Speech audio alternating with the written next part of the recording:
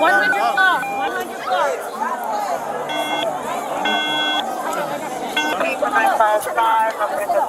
On March 18, 2021, Miami Beach was still riding the chaos of spring break. Ocean Drive was packed. Music pounded through the night air. Crowds spilled into the streets. And in the middle of all that noise, a young woman's life had already ended inside a quiet hotel room. 2 days later, in broad daylight, officers would tackle a man to the pavement along that same strip, handcuffed in front of tourists, cameras flashing, traffic halted. Detectives believed he knew exactly what happened behind a closed hotel door. And they were about to prove it. Before we go further, if you appreciate detailed, fact-based breakdowns of real criminal investigations, the timelines, the evidence, and the courtroom outcomes, make sure you subscribe and turn on notifications. This channel focuses on clarity over chaos, and cases like this deserve careful attention. March 18, 4:28 p.m. Police respond to the Albion Hotel in South Beach for a welfare check. The request didn't come from hotel staff. It came from a mother. Her daughter hadn't answered calls all day. Hotel employees tell officers a "Do Not Disturb" sign had been hanging on the door since early that morning. Officers knock. No response. They unlock the door. Inside, they find 24-year-old Christine Englehart lying face down across the bed. Her legs partially hanging off the mattress. She is cold to the touch. Rigor mortis has begun. On the floor, a condom wrapper. There are no obvious signs of forced entry. No room in disarray. No shattered furniture. But something is clearly wrong. Detectives seal the scene and begin reconstructing her final hours. March 17, just before midnight. Surveillance cameras capture Christine walking along Ocean Drive, the heart of spring break activity. She appears relaxed, blending into the crowd. That's when she meets two men, Evoire Collier and Dorian Taylor. The interaction looks casual. They talk. They walk together. At one point, she separates briefly with one of them before reconnecting with the other. To anyone watching, it looks like a typical spring break encounter. It would be the last time she was seen alive outside that hotel room. At 1:59 a.m., surveillance footage shows the trio entering the hotel lobby. Christine appears visibly intoxicated. She is unsteady. At 2:06 a.m., her key card opens the hotel room door.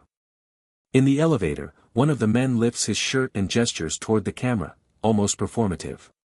30 minutes later, at 2:36 a.m., both men exit the hotel. Alone. Christine does not leave with them. When investigators analyze the autopsy results, the cause of death becomes clearer, and more disturbing. She had been left face down, in what medical professionals call the prone position. Under certain conditions, especially severe intoxication, that position can restrict breathing. Toxicology reveals a lethal combination. Alcohol. Cocaine metabolites. Benzodiazepines. Oxycodone. And fentanyl. Fentanyl, a synthetic opioid up to 50 times stronger than heroin, was present in her bloodstream. Investigators would later determine the cause of death, prone positioning while under the combined toxic effects of fentanyl and alcohol. But the evidence didn't stop there. The day after her death, her Wells Fargo credit card is used. First stop, a liquor store in South Beach. Over $100 spent. Surveillance footage shows Collier and Taylor making the purchase. Next stop, sugar factory. While Christine lay deceased inside a hotel room, her card was funding their night out. This wasn't confusion. It wasn't panic.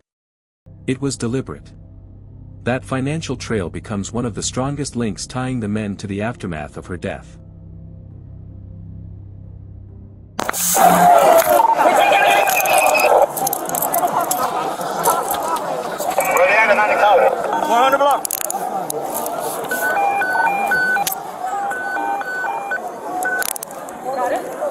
Got him. 100 block. 100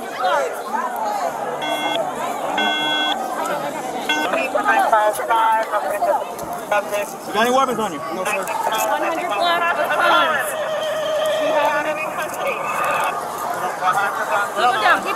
Keep him down!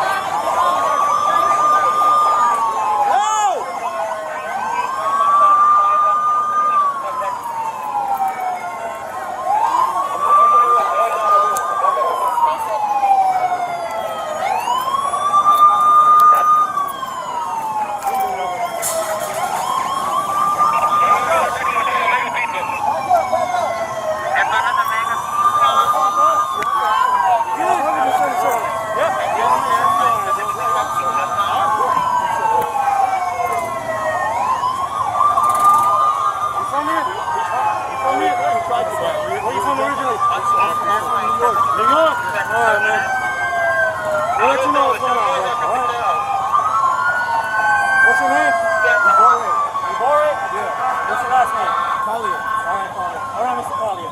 We'll let you know what's going on, alright? Hey, you having backpack on? Yeah, I got it. You lose the backpack, right? What's up, what? I'm going to take off the strap on the back and take it over, okay? Alright. I'm going to go with you. Don't worry. No, yeah. Hey, by the way, you're going to have to finish your 1 unit. Wait. Hold on. What's wrong? It's not going to be if nobody on the area wants to get clear and clear. Watch box 19.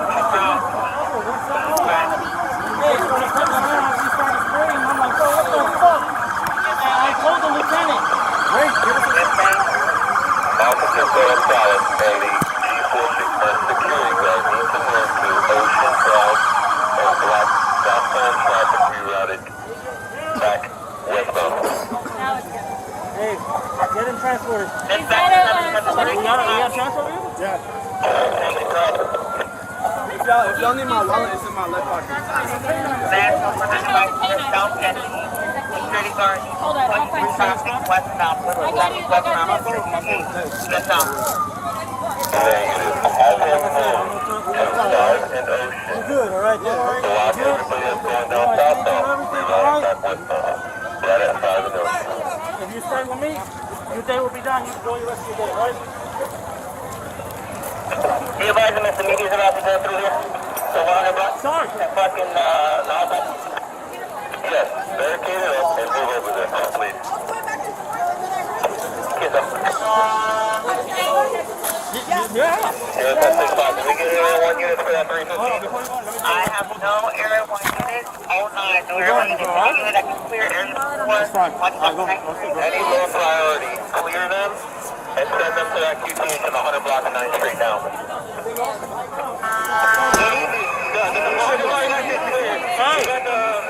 During questioning, he admits he was in the hotel room with Christine. He admits using her credit card. He identifies Dorian Taylor as the second man. Charges follow: sexual battery, burglary with battery, fraudulent use of a credit card, petty theft. But detectives still need more. The next day, using cell phone data, they locate Taylor. You said you have been arrested before when we spoke. What have you been arrested for? Missing court for a high speed ticket. Traffic? What else? A weapon storage. A weapon. Anything else? Because obviously we're going to try to find out. And to be completely honest with me, because if I find that you are omitting something or you're something, you understand? So I want to see how truthful you are. So this is why I'm asking you what you've been arrested for. So weapons charge in the traffic. You had a warrant because of the high-speed traffic. Anything else? Not to my knowledge. Have you been hooking up with a lot of girls? Not a lot of girls. How many girls would you say you've hooked up with since you got in here? Hooked up with. Sorry? Like kicked it with, because I know a lot of.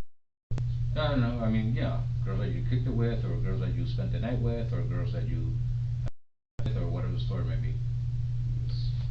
One is one or two. That's the girl I was with. Another girl. Just that girl? No, and another girl. We got here. Okay. Do you remember that girl's name?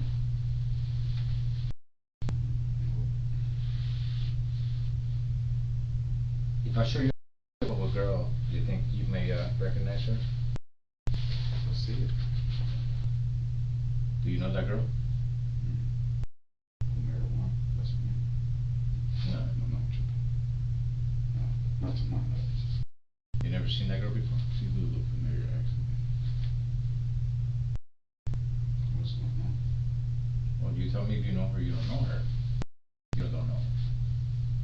Can't say for sure, man. I told you it's been hazy. It's been hazy. You do any narcotics? You smoke marijuana? You smoke marijuana? No, I smoke. Really, I prefer to drink. So you just drink?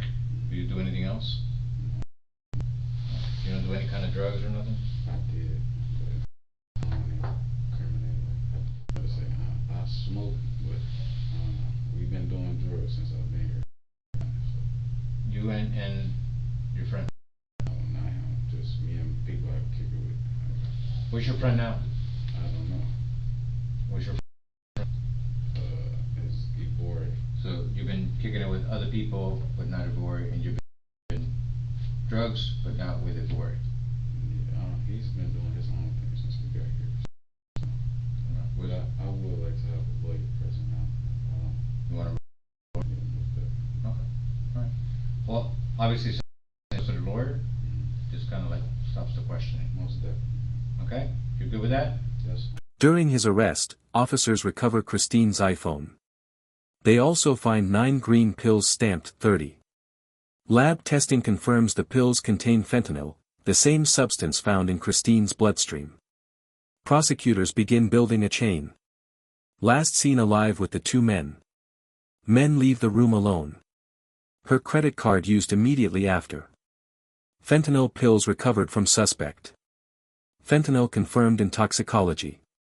Victim left face down, severely impaired. Investigators argue the pills were counterfeit oxycodone, street pills often laced with fentanyl. Someone had supplied them.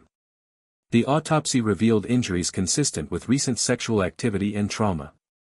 Combined with surveillance footage and her level of intoxication, prosecutors argued she was too impaired to legally consent. That finding elevated the case.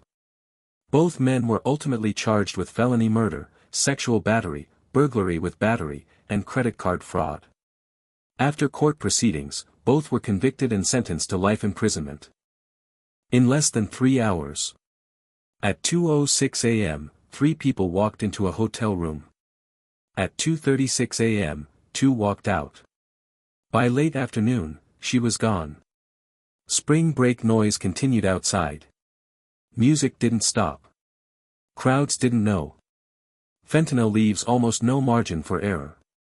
And sometimes, what looks like an ordinary night, a walk down Ocean Drive, a late conversation, a hotel key card swipe, becomes the final chapter of someone's life.